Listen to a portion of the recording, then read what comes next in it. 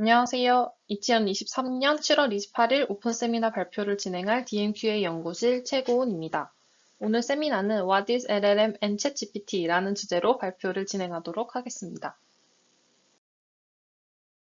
세미나 시작에 앞서 제 소개 먼저 드리겠습니다. 저는 현재 고려대학교 산업경영공학과 대학원의 DMQA 연구실 석박사 통합과정 2년차에 재학 중이고요. 관심 연구 분야로는 주로 셀프 슈퍼바이즈드 러닝 알고리즘 중 대조학습과 강화학습입니다. 제 연락처는 다음과 같고 세미나 관련 문의사항은 해당 메일로 문의 주시면 답변 드리도록 하겠습니다.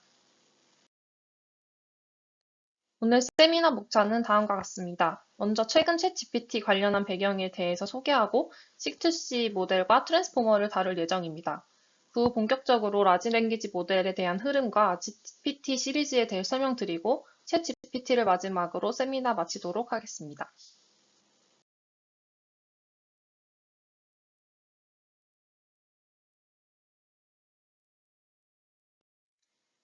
언어는 인간이 가진 중요한 능력이지만 기계는 강력한 인공지능을 장착하지 않는 이상 인간의 언어 형태로 이해하고 소통하는 것을 자연스럽게 습득하는 것이 불가능합니다. 이러한 기계를 인간처럼 읽고 쓰고 소통할 수 있게 하는 기술이 랭귀지 모델입니다. 챗GPT에게 오늘 세미나 인트로덕션을 어떻게 하면 좋을지에 대해 의견을 구해봤습니다. 보시는 것처럼 현재 랭귀지 모델은 매우 높은 수준을 달성하며 우리의 일상에서도 이미 많이 사용되고 있습니다. 우선 랭귀지 모델, 언어 모델의 목표는 단어 시퀀스의 생성 가능성을 모델링하여 미래 토큰의 확률을 예측하는 것입니다. 아래의 그림에서 언어 모델의 발전 과정을 보면 우선 초기에는 신경망을 사용해 단어 시퀀스의 확률을 특성화하는 뉴럴 랭귀지 모델 NLM 모델입니다. 여기에는 기초가 되는 RNN, LSTM, GRU부터 워투백, C2C 등이 포함됩니다. 그 후에는 신경망을 사전학습한 후에 다운스트림 태스크에 따라 미세 조정하는 Pre-trained Language Model PLM이 등장합니다. PLM에는 가장 대표적으로 트랜스포머와 트랜스포머를 기반으로 발전된 엘모, 버트, GPT-1 등이 있습니다. 그리고 지금 현재 인공지능 분야에서 가장 뜨거운 주제 중 하나인 Large Language Model LLM입니다. LLM은 PLM에서 모델과 데이터의 크기를 확장시킨 모델들로 GPT-2, 3, 그 후에 등장한 라마와 알파카 등 다양한 거대 언어 모델들이 포함됩니다. 본 세미나에서는 표시된 부분과 같이 C2C 트랜스포머 GPT 시리즈를 다룰 예정이며 챗 GPT를 끝으로 세미나 마무리하도록 하겠습니다. 그럼 라지 랭귀지 모델에 대해 본격적으로 설명하기에 앞서서 트랜스포머에서 LLM까지 도달하는데 어떤 과정을 거쳤는지부터 살펴보도록 하겠습니다. RNN은 Recurrent Neural Network의 약자로 데이터가 지닌 숫자성을 반영하기 위해 제안된 알고리즘입니다. 연속된 데이터에서 연속된 변수들 간의 디펜던시를 반영하여 순차적으로 입력하고 순차적으로 예측하도록 합니다. RNN 구조는 순차적인 입력과 예측의 길이에 따라 오른쪽 그림과 같이 구별되는데요. 우선 다수의 입력으로 하나를 예측하는 경우, 예를 들어 리뷰를 읽고 긍정, 부정을 예측하는 감성 분석에 활용할 수 있고, 하나의 입력으로 다수를 예측하는 경우, 이미지 캡션인과 같이 하나의 이미지에 대한 설명을 자동으로 생성하는 경우에 적합합니다. 마지막으로 다수의 입력으로 다수를 예측하는 경우에는 기계 번역과 같은 분야에 활용될 수 있습니다. 이 중 마지막 구조를 여러 개의 입력 시퀀스를 통해 여러 개의 예측 시퀀스를 도출하기 때문에 시퀀스 투 시퀀스 모델이라고 합니다.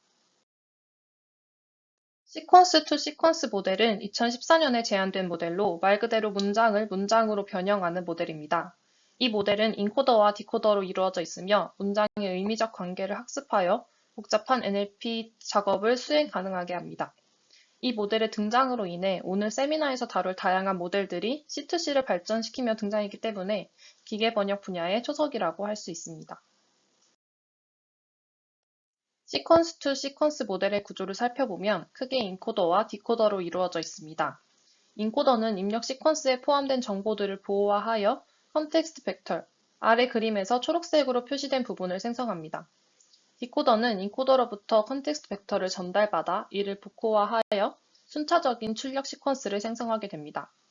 간단히 말하면 인코더는 입력된 문장을 요약하여 요약 벡터를 생성하고 디코더는 요약 벡터를 기반으로 단어들을 예측하는 역할을 합니다.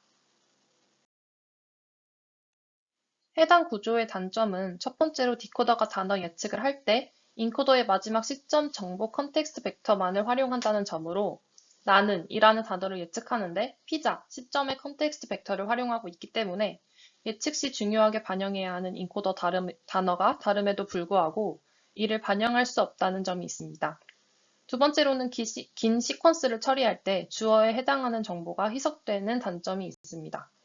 첫 번째 i에 대한 컨텍스트 벡터보다 피자에 대한 컨텍스트 벡터는 상대적으로 많은 단어에 대한 정보를 포함하고 있기 때문에 자연스럽게 첫 번째 단어인 i에 대한 정보가 희석되게 됩니다. 아래의 예시를 보시면 오른쪽 문장은 왼쪽 문장보다 굉장히 긴데 이때 주어진 피터 파이퍼에 대한 정보는 마지막 단어의 컨텍스트 벡터에서는 당연히 오른쪽에서 더 희석될 것이라고 생각할 수 있습니다. 더불어 시퀀스 투 시퀀스 모델에서는 고정된 길이의 컨텍스트 벡터를 사용하기 때문에 필요한 정보를 제한된 길이의 고정 벡터에 충분히 표현하는 것이 불가능하다는 단점도 존재합니다. 앞서 언급한 단점들을 보완하기 위해 어텐션이라는 방식이 제안되었는데요. 어텐션은 인코더의 모든 시점 정보, 컨텍스트 벡터를 디코더에 전달하게 되고 이 그림처럼 3개의 컨텍스트 벡터에 대해서 소프트뱅스 함수를 통해 어텐션 스코어 값을 계산하고 나는 이라는 예측에 가장 큰 관련이 있는 i의 높은 가중치를 주어 예측 단어와 관련된 중요한 단어를 위주로 참고하게 됩니다.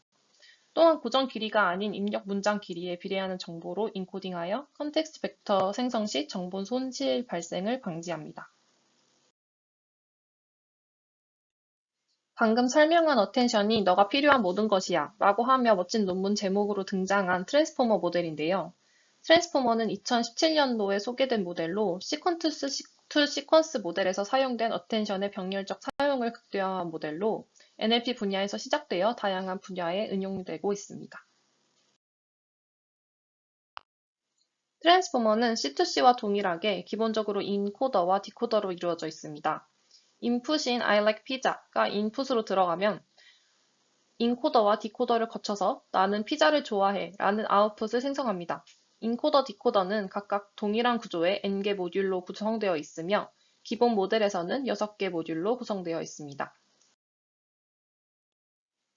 이때 특이한 점은 인코더의 가장 끝, 마지막 인코더가 모든 단계의 디코더에 관여한다는 점입니다.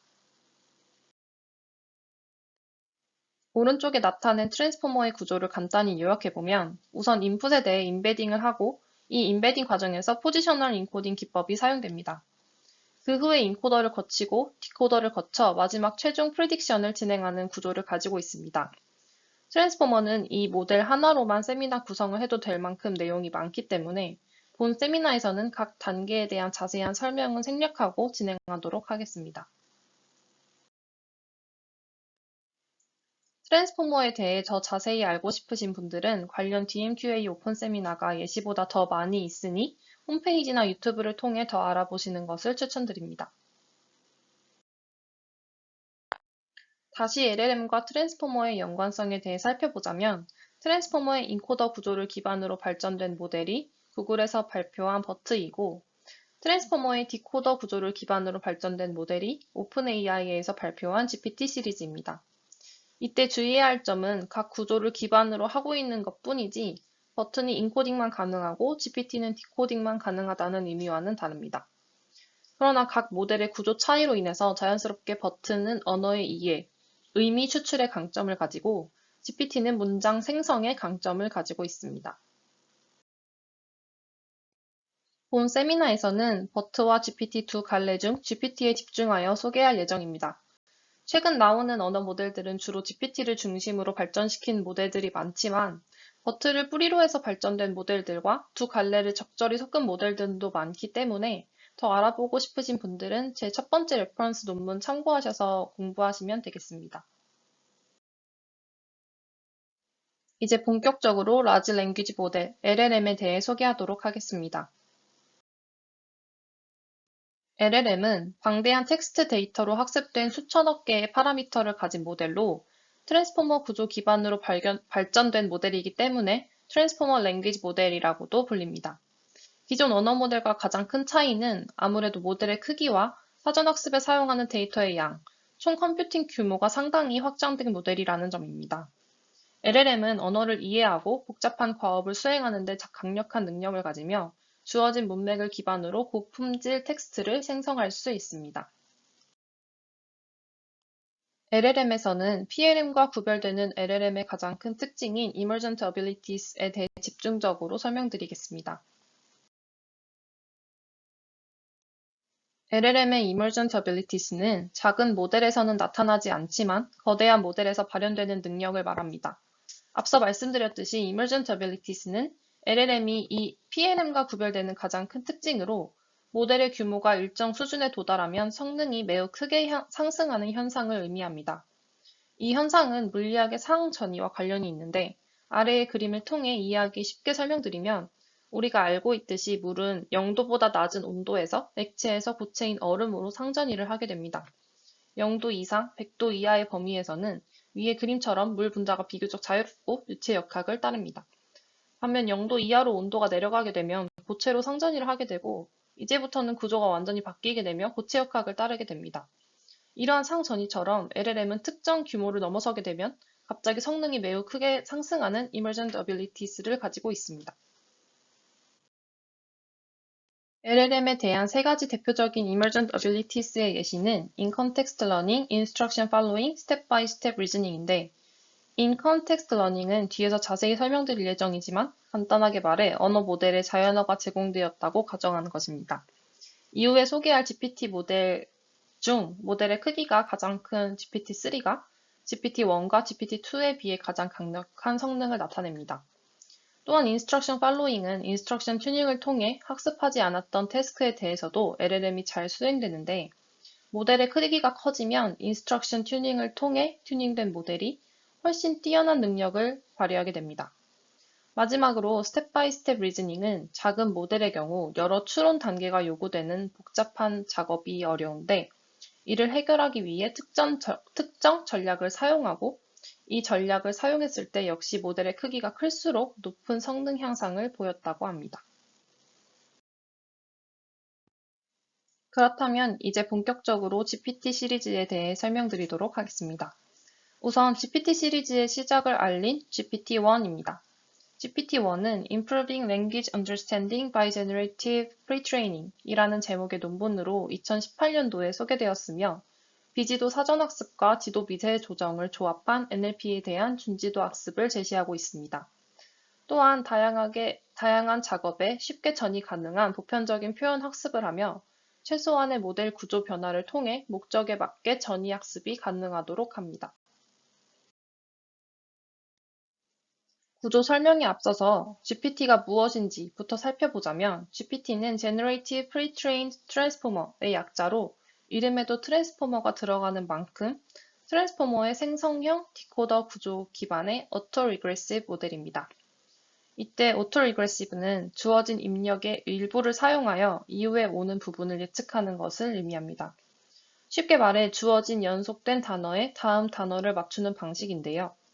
아래 예시를 보면 인풋에 It's me, hi라는 문장이 이미 있고 이후에 i가 생성되면 생성된 토큰 i가 다음 단계의 모델에 대한 인풋이 됩니다. 이런 식으로 진행되는 것이 Autoregressive 자동 회귀입니다. GPT의 구조를 간단하게 보면 인풋이 주어지고 with great power comes great 이라는 시퀀스에 대해 트랜스포머 디코더를 통과해서 이 시퀀스 다음에 올만한 단어인 responsibility를 맞추는 방식을 가집니다. 이때 트랜스포머 디코더는 트랜스포머와 동일하게 디코더 모듈, 디코더 블락으로 이루어져 있으며 디코더 모듈은 Feed Forward Neural Network와 Masked Self-Attention으로 구성됩니다. GPT 프레임워크는 크게 두 단계로 구성되어 있는데요. 우선 첫 번째 단계는 대량의 말뭉치로 대용량의 언어 모델을 학습하는 것입니다. 이를 Unsupervised Pre-training이라고 하며 앞서 설명드렸듯이 이 과정에서는 지금까지의 토큰 순서를 기반으로 다음 토큰이 나타날 확률을 추정합니다.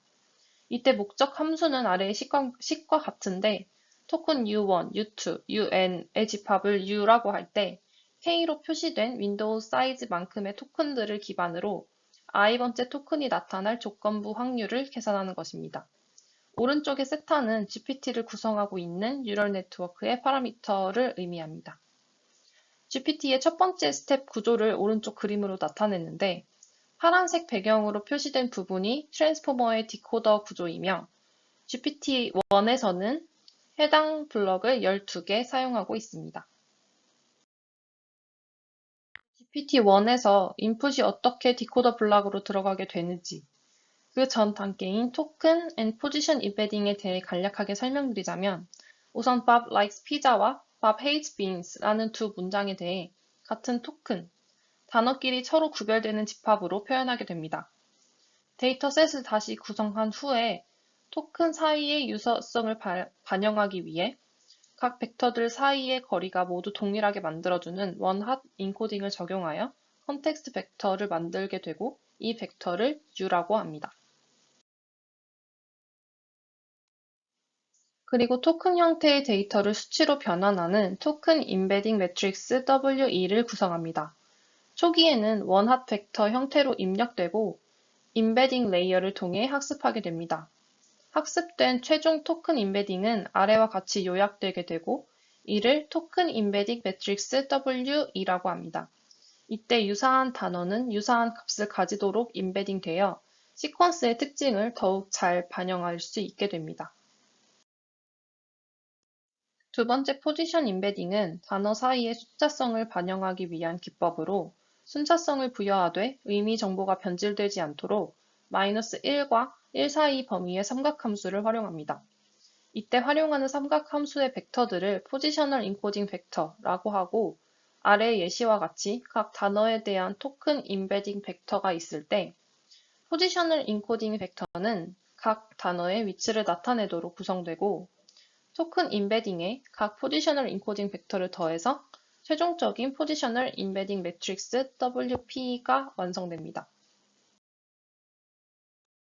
이렇게 되면 앞서 구성한 컨텍스트 벡터 U, 토큰 임베딩 매트릭스 WE, 포지셔널 임베딩 매트릭스 WP를 가지고 해당 연산을 통해 최종적으로 디코더 블럭에 들어갈 input H0를 도출할 수 있습니다.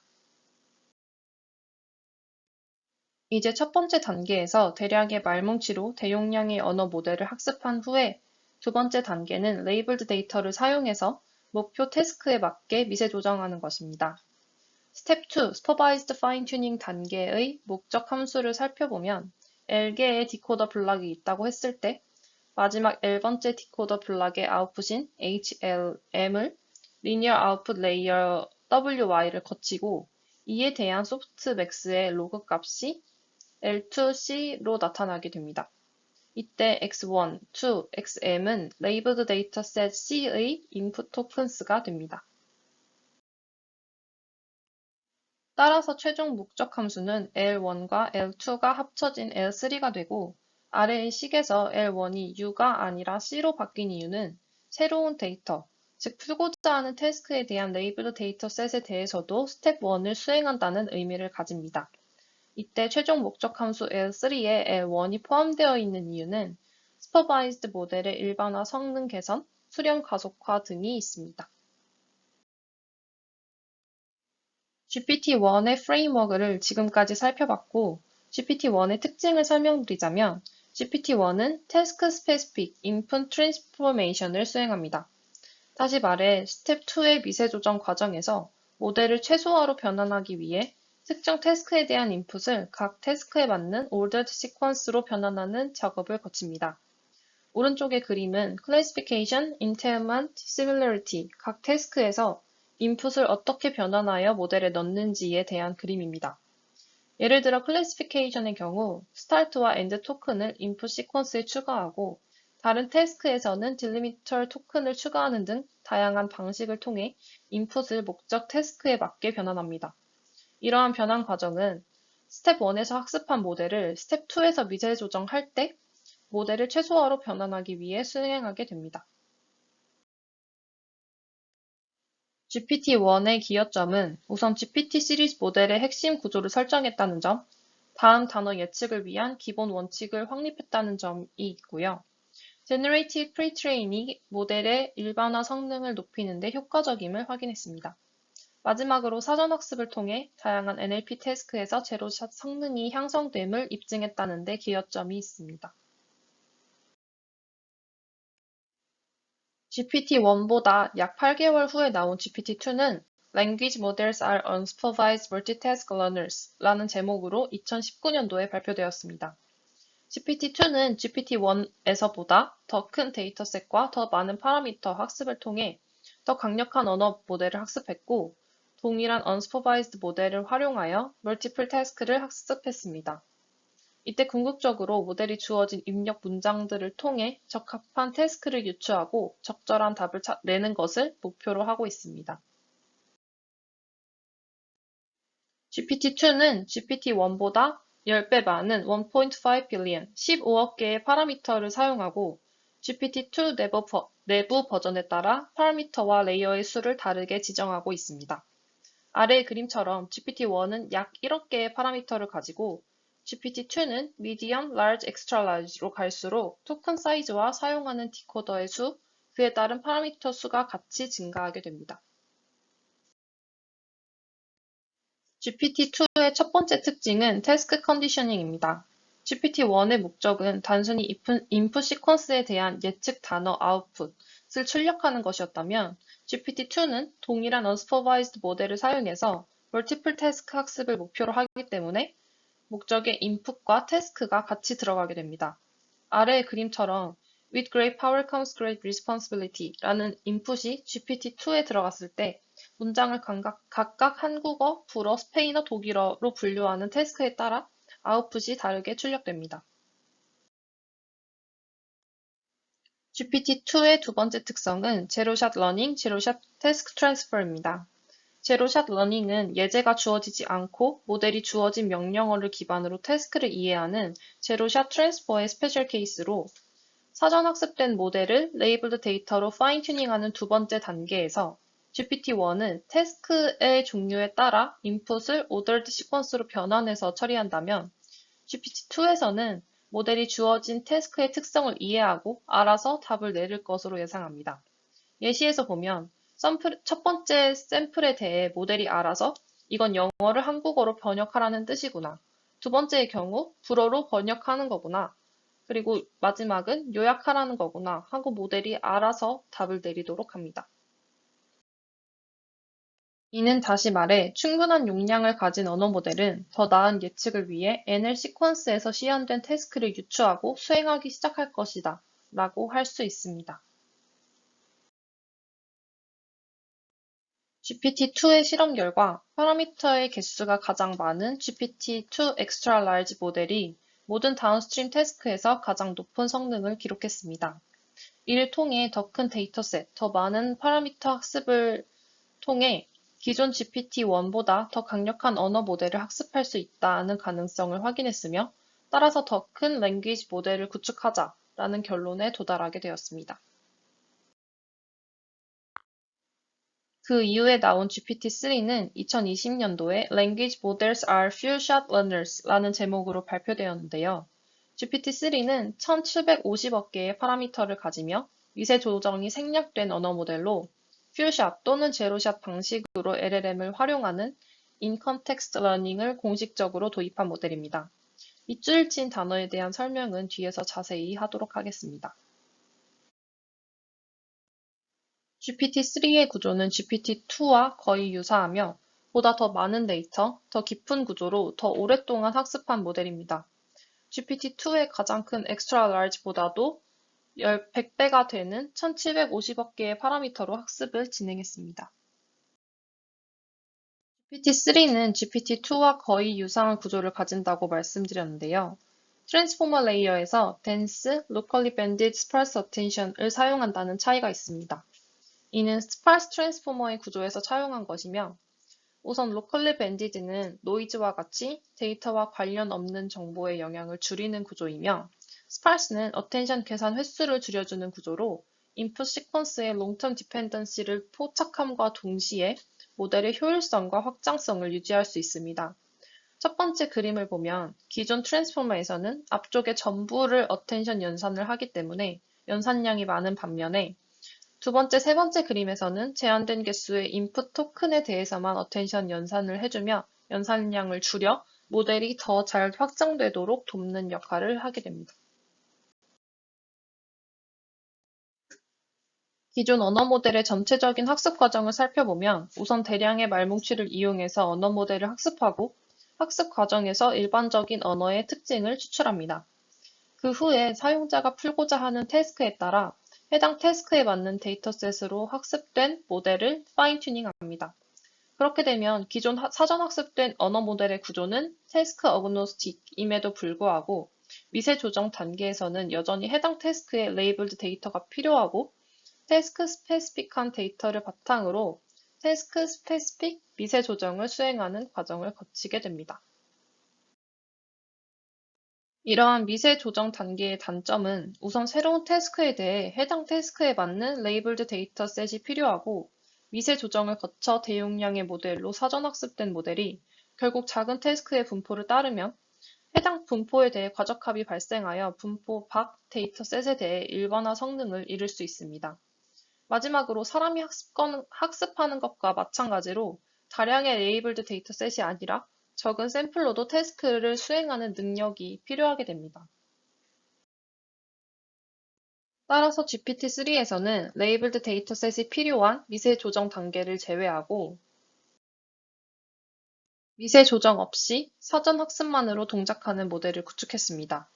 이를 가능하게 한 요소는 크게 두 가지로 앞서 말씀드렸듯이 모델의 용량이 확 거대해짐과 앞으로 설명드릴 인컨텍스트 러닝이 있습니다. 인컨텍스트 러닝은 프롬프트의 맥락적 의미, 말 그대로 인컨텍스트를 모델이 이해하고 이에 대한 답변을 생성하는 것을 말합니다. 아래의 예시에서 피자 가게에 대한 텍스트 리뷰가 있고 각 리뷰에 대해 긍정, 부정을 나누는 레이블이 합쳐진 것을 이 모델의 프롬프트라고 생각하시면 됩니다.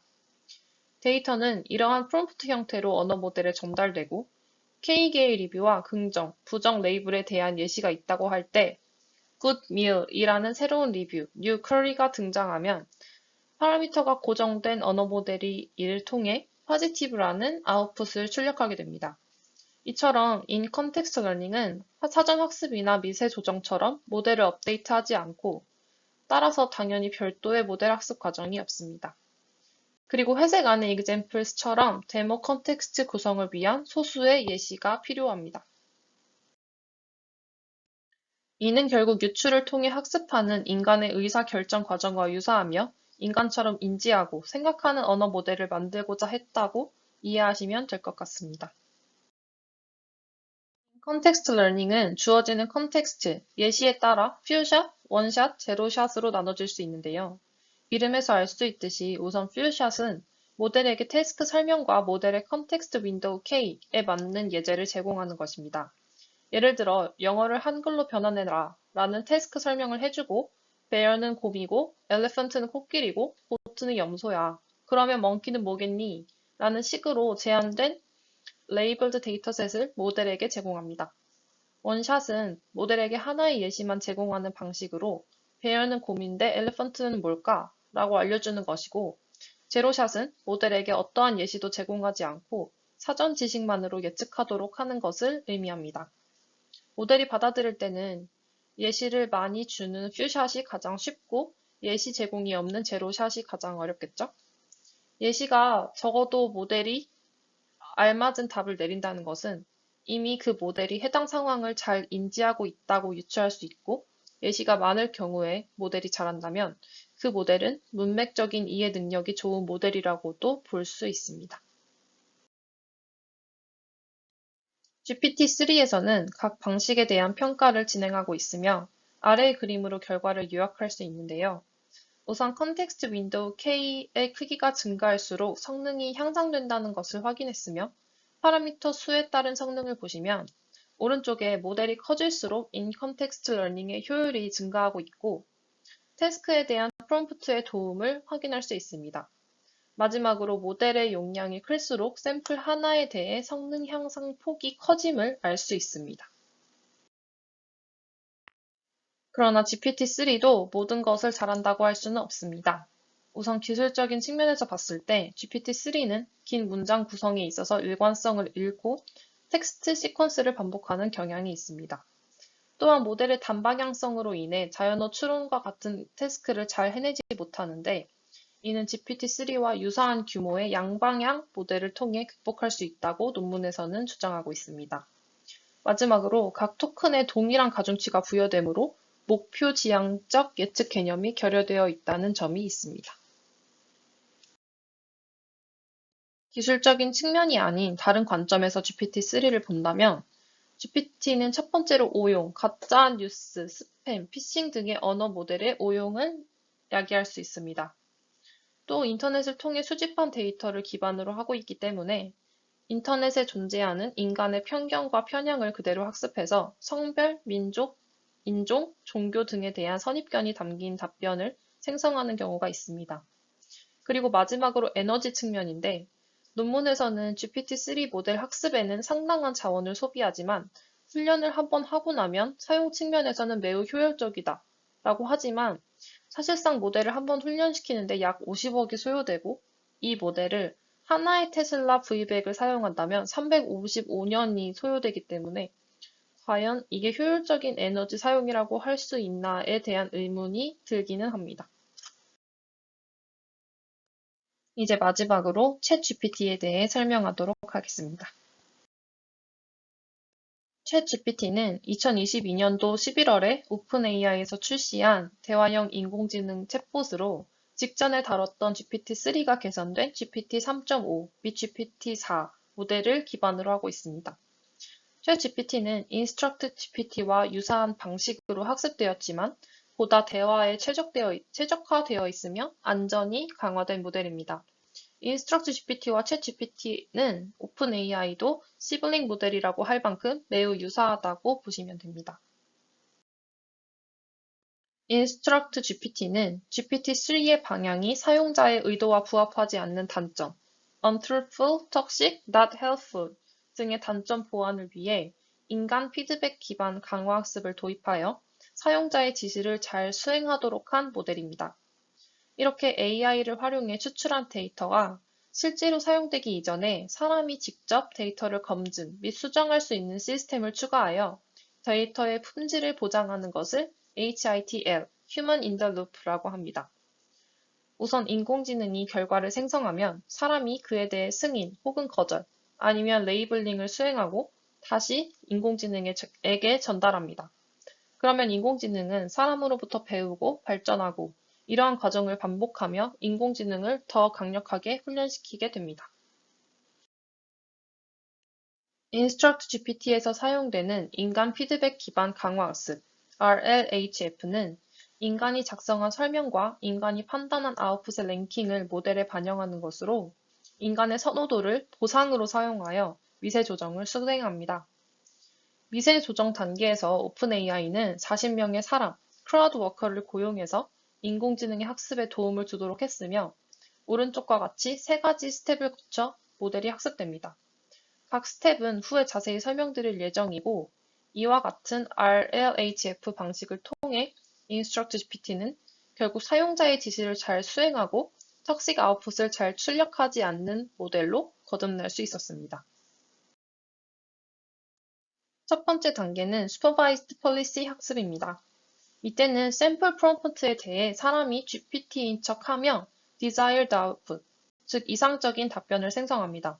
그리고 이 데이터를 Supervised Learning의 베이스라인으로 사용해서 GPT-3를 미세 조정하는 과정을 거칩니다. 두 번째는 리워드 모델 학습인데요. 이때는 샘플 프롬프트에 대해 모델이 여러 개의 아웃풋, 예를 들어 A, B, C를 추출합니다. 그러면 사람이 이 모델이 추출한 A, B, C에 대해 순위를 부여하게 됩니다.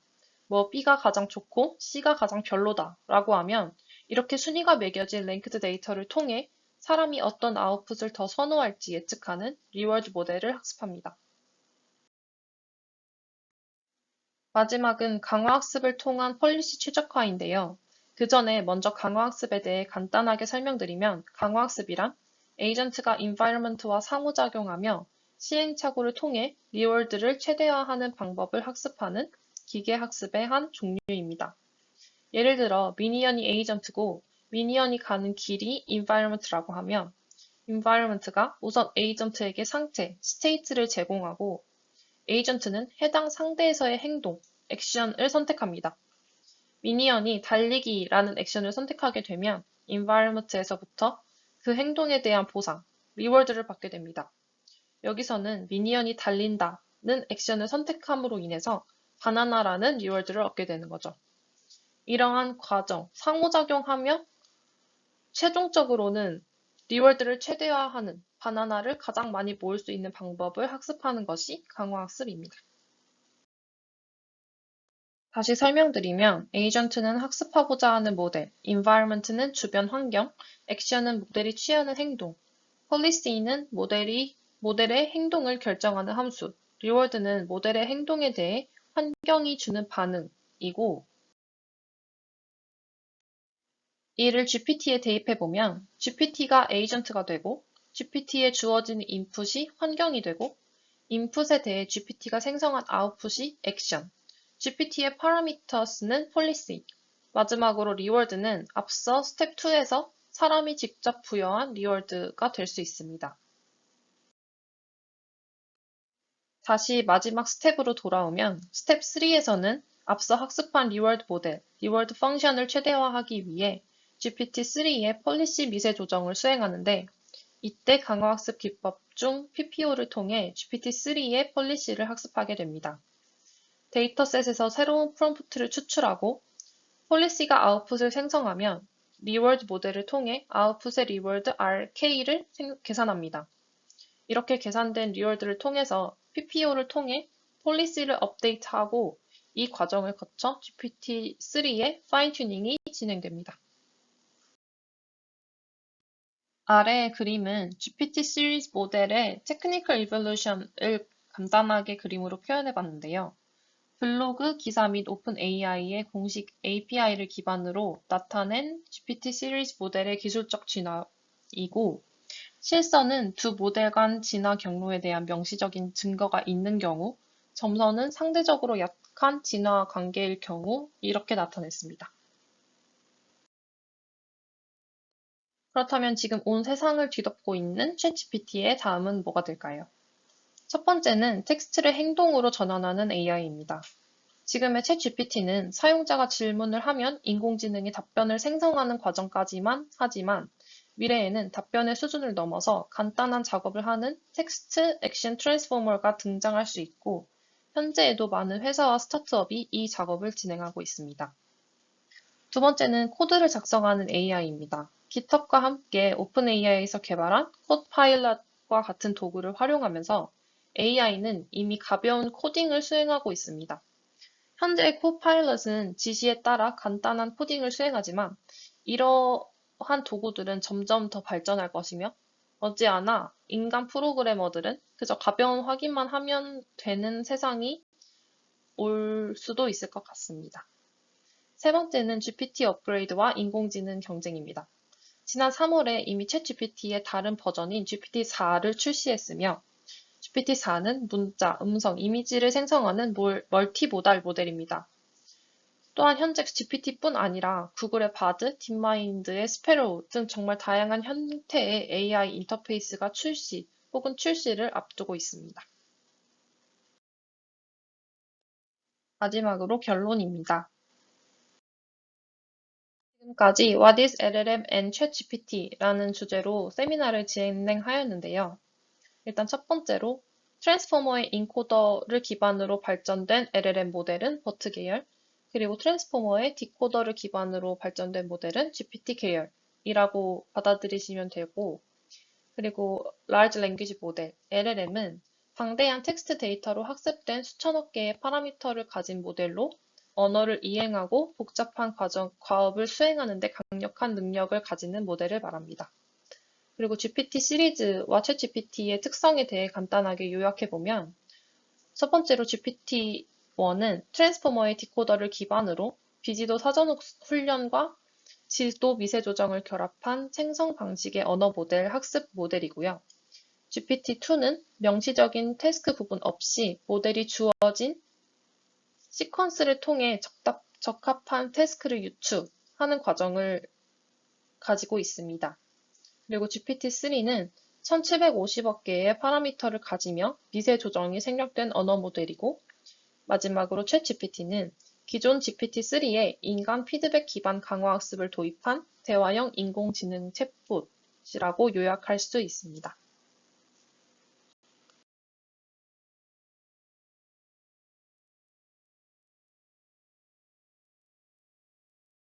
레퍼런스는 다음과 같습니다.